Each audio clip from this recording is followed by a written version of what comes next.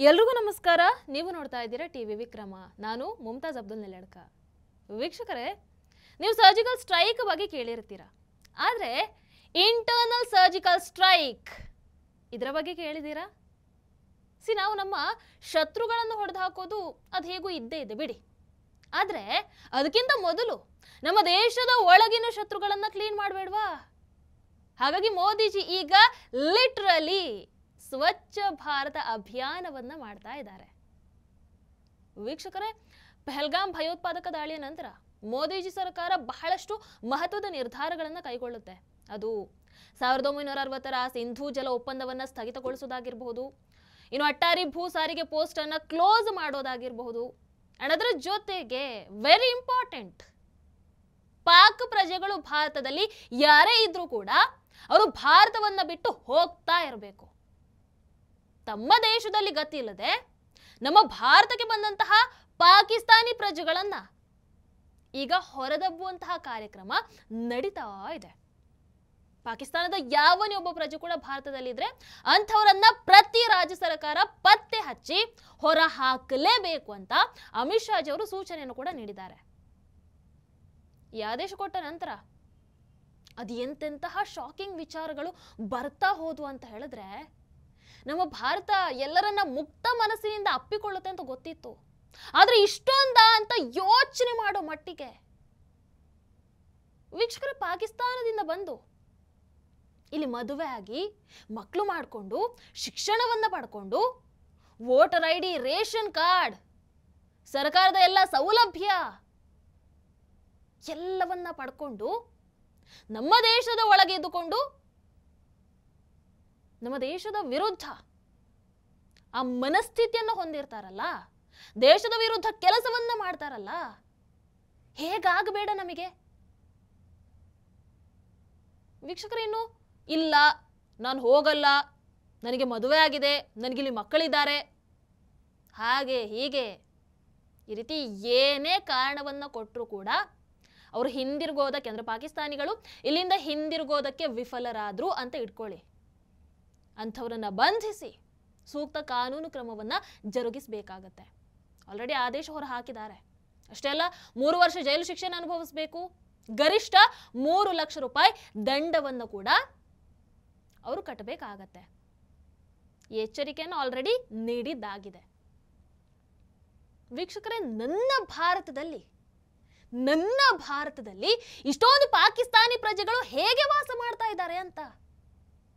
ಕೆಲವರು 15 ವರ್ಷ ಅಂತೆ, 17 ವರ್ಷ ಅಂತೆ, 35 ವರ್ಷ ಅಂತೆ, 36 ವರ್ಷ, 40 ವರ್ಷ, 45 ವರ್ಷ, ಎಷ್ಟೆಷ್ಟೋ ವರ್ಷಗಳಿಂದ ಭಾರತದಲ್ಲಿ ಇದ್ದೀವಿ ಅಂತ ಹೇಳ್ತಾ ಇದ್ದಾರೆ.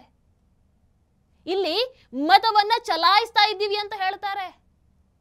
ಅದಕ್ಕಿಂತ ವೆರಿ ಶಾಕಿಂಗ್ ಅಂತ ಹೇಳಿದ್ರೆ, ನನಗೀಗಲೂ ಸ್ವೀಕಾರ ಮಾಡೋದಕ್ಕೆ ಆಗದೇ ಇರುವಂತಹ ವಿಚಾರ ಏನು ಗೊತ್ತಾ? ನಮ್ಮ ದೇಶದ ಕಾಶ್ಮೀರ CRPF ಯೋಧನ ಪತ್ನಿ ಪಾಕಿಸ್ತಾನದವಳು. ಅರೆ, ನಮ್ಮ ದೇಶದ ಪರಿಸ್ಥಿತಿ ಹೇಗಿದೆ ಹಾಗಾದ್ರೆ? ಪಾಕಿಸ್ತಾನದಿಂದ ಬಂದು ಭದ್ರತಾ ಸಿಬ್ಬಂದಿಯನ್ನೇ ಮದುವೆ ಆಗೋದು ಏನಿದು? ಹನಿ ಟ್ರ್ಯಾಪಿಂಗ್ ಬಗ್ಗೆ ಕೇಳಿದ್ದೆ, ಮೊದಲ ಬಾರಿಗೆ ಮ್ಯಾರೇಜ್ ಟ್ರ್ಯಾಪಿಂಗ್ ಬಗ್ಗೆ ಕೇಳ್ತಾ ಇದ್ದೀನಿ. ಪಾಕಿಸ್ತಾನಿಗಳು ಎಷ್ಟು ಸಂಖ್ಯೆಯಲ್ಲಿದ್ದಾರೆ ಅಂತ ಹೇಳಿದ್ರೆ, ಹಾಗಾದ್ರೆ ಒಂದು ಬಾರಿ ಯೋಚನೆ ಮಾಡಿ, ನಮ್ಮ ಭಾರತದಲ್ಲಿ ಅದೆಷ್ಟು ಬಾಂಗ್ಲಾದೇಶಿ ವಲಸಿಗರು ಇರಬಹುದು, ಬಾಂಗ್ಲಾ ನುಸುಳುಕೋರರು ನಮ್ಮ ದೇಶದಲ್ಲಿ ಎಷ್ಟು ಪ್ರಮಾಣದಲ್ಲಿರಬಹುದು ಅಂತ ನೀವೇ ಒಂದು ಬಾರಿ ಯೋಚನೆ ಮಾಡಿ. ಅಂಡ್ ಇದರಲ್ಲೂ ವರ್ಸ್ಟ್ ಪಾರ್ಟಿ ಏನು ಅಂತ ಹೇಳಿದ್ರೆ, ಅವರಿಲ್ಲಿ ಮತವನ್ನ ಚಲಾಯಿಸ್ತಾ ಇದ್ದಾರೆ ಅಂತೆ, ವೋಟ್ ಮಾಡ್ತಾ ಇದ್ದಾರೆ ಅಂತೆ. ನಿಮ್ಮ ಪ್ರಕಾರ ಆ ಪಾಕಿಸ್ತಾನಿಗಳು ನಮ್ಮ ಭಾರತದಲ್ಲಿ ಇದ್ದುಕೊಂಡು ಇಲ್ಲಿ ಮತವನ್ನ ಚಲಾಯಿಸ್ತಾ ಇದ್ರಲ್ವಾ, ಅವ್ರು ಯಾರಿಗೆ ವೋಟ್ ಮಾಡ್ತಾ ಇದ್ದಿರಬಹುದು? ನನಗೆ ಕಾಮೆಂಟ್ ಮಾಡಿ ತಿಳಿಸಿ.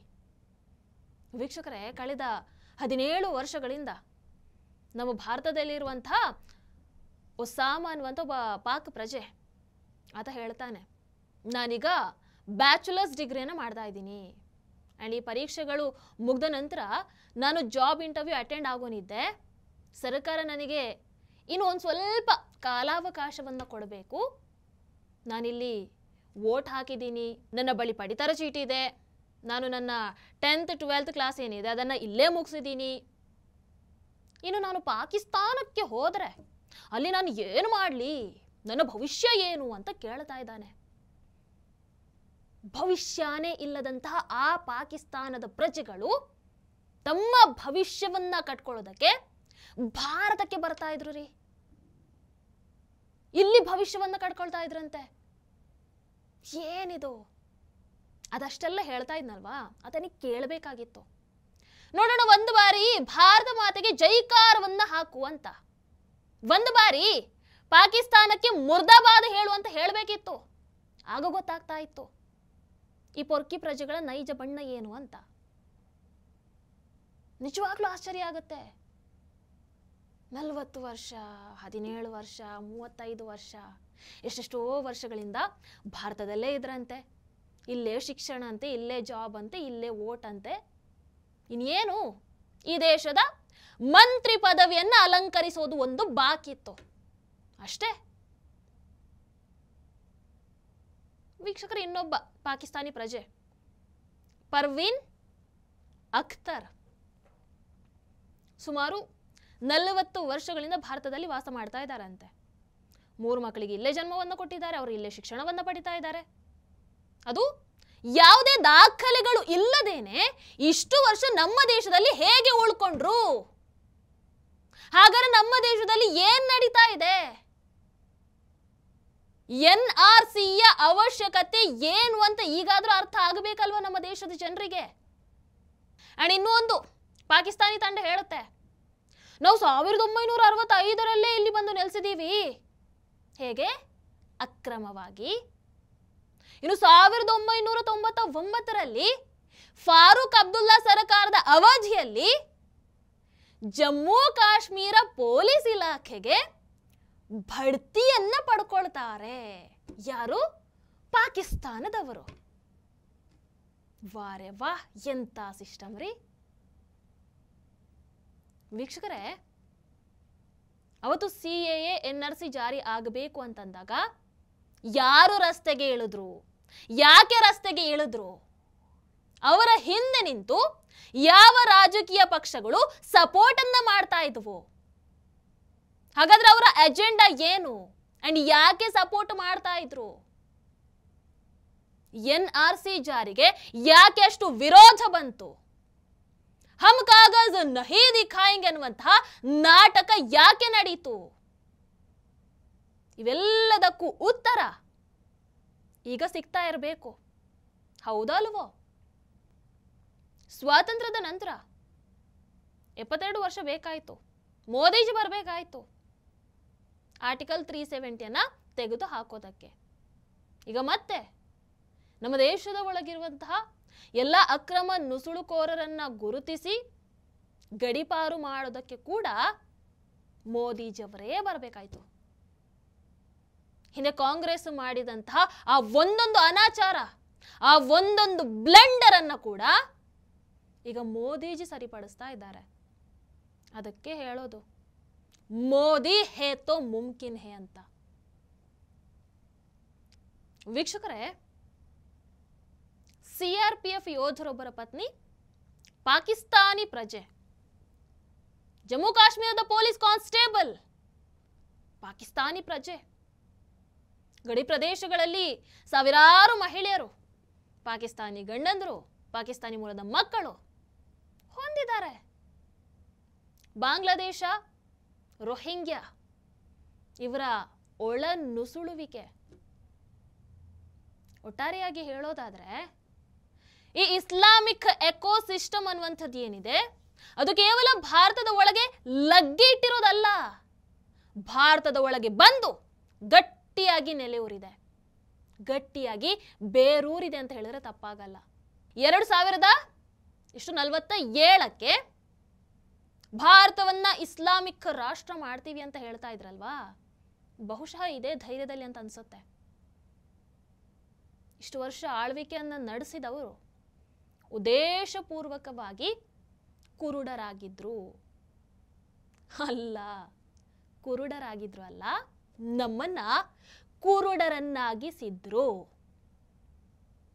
ಆದರೆ ಮೋದಿಜಿ ಇನ್ನು ಮುಂದೆ ಎಲ್ಲದಕ್ಕೂ ಕೂಡ ಇತಿಶ್ರೀ ಹಾಡೋರಿದ್ದಾರೆ. ವೀಕ್ಷಕರೇ, ನನಗೆ ಮೋದಿಜಿಯವರ ಬಗ್ಗೆ ಬಹಳ ಖುಷಿಯಾಗೋದೇನು ಅಂತ ಹೇಳಿದ್ರೆ, ಅವರು ಸೈಲೆಂಟ್ ಆಗಿದ್ದುಕೊಂಡು ಯಾವಾಗ ಎಲ್ಲಿ ಯಾವ ರೀತಿಯಾದಂತಹ ಸ್ಟೆಪ್ ಅನ್ನ ತಗೊಳ್ತಾರೆ ಅಂತಾನೆ ಗೊತ್ತಾಗಲ್ಲ. ನೋಡಿ, ಎಲೆಕ್ಷನ್ ಮ್ಯಾನಿಫೆಸ್ಟೋದಲ್ಲಿ ಇದ್ದಂಥದ್ದು ವಕ್ಫ್ ಬಿಲ್ ತಿದ್ದುಪಡಿ ಮಾಡ್ತೀವಿ ಅಂತದಾಯ್ತು. ಅದಾದ ನಂತರ CANRC ಜಾರಿಗೆ ತರ್ತೀವಿ ಅಂತ, ಅದು ಬಹುಶಃ ಈ ಮೂಲಕ ಮಾಡ್ತಾ ಇದ್ದಾರೇನೋ ಗೊತ್ತಿಲ್ಲ. ಇನ್ನು ಇಡೀ ಲೋಕಸಭಾ ಎಲೆಕ್ಷನ್ ಅಲ್ಲಿ ಜಾತಿ ಗಣತಿ ಅಂತ ಹೇಳಿ ಹೇಳಿ ಜಾತಿಯನ್ನ ಕೇಳಿ ಕೇಳಿ ಅದೇನೋ ಒಂದಷ್ಟು ಸೀಟನ್ನ ಗೆದ್ದುಕೊಂಡಿದ್ದಂತಹ ರಾಹುಲ್ ಗಾಂಧಿಗೆ ತಿರುಗೇಟು ಅನ್ನೋ ಹಾಗೆ ಆ ಪ್ರತಿಪಕ್ಷದ ಆಗ್ರಹದ ಮೇರೆಗೆ ಈಗ ಮೋದಿಜಿ ಸರ್ಕಾರ ಜಾತಿ ಗಣತಿಯನ್ನ ನಡೆಸ್ತೀವಿ ಅಂತ ಘೋಷಣೆ ಮಾಡಿದ್ದಾರೆ. ಜಾತಿ ಗಣತಿಯ ಮೂಲಕ ಬಾಂಗ್ಲಾದೇಶದ ಅಕ್ರಮ ವಲಸಿಗರಾಗಿರಬಹುದು, ಪಾಕಿಸ್ತಾನ ಅಕ್ರಮ ವಲಸಿಗರಾಗಿರಬಹುದು, ಅವ್ರು ಹೇಗೂ ಈಗ ಹೋಗ್ತಾರೆ ಬಿಡಿ, ಇನ್ನು ರೋಹಿಂಗ್ಯಾಗಳಾಗಿರಬಹುದು, ಇವರೆಲ್ಲರ ಸ್ವಚ್ಛತೆಗೆ ಇದು ಇನ್ನಷ್ಟು ಸಹಾಯ ಆಗಬಹುದು. ಮೋದಿಜಿ ಇಂತಹ ಸಂದರ್ಭದಲ್ಲಿ ಈ ಒಂದು ಘೋಷಣೆಯನ್ನ, ಜಾತಿಗಣತಿಯ ವಿಚಾರವನ್ನ ತಂದಿದ್ದಾರೆ ಅಂತ ಹೇಳಿದರೆ ಸುಮ್ಮನೆ ತಂದಿರೋದಕ್ಕಂತೂ ಚಾನ್ಸೇ ಇಲ್ಲ. Something interesting is on the way ಅಂತಾನೆ ಅರ್ಥ. ನಿಜವಾಗ್ಲೂ ಮೋದಿಜಿಯವರೇ ಸಾಟಿ. More power to you Modiji. ನಮಸ್ಕಾರ. ಟಿವಿ ವಿಕ್ರಮ, ದೇಶ ನಿಮ್ಮ ಕೈಯಲ್ಲಿ. ಈ ಕಾರ್ಯಕ್ರಮ ನಿಮಗೆ ಇಷ್ಟ ಆಗಿದ್ದಲ್ಲಿ ಲೈಕ್, ಶೇರ್ ಹಾಗೂ ಕಮೆಂಟ್ ಮಾಡಿ. ಟಿವಿ ವಿಕ್ರಮದ ಕಾರ್ಯಕ್ರಮಗಳನ್ನು ನಿರಂತರವಾಗಿ ವೀಕ್ಷಿಸಲು ಸಬ್ಸ್ಕ್ರೈಬ್ ಮಾಡಿ, ಬೆಲ್ ಐಕನ್ ಒತ್ತಿ.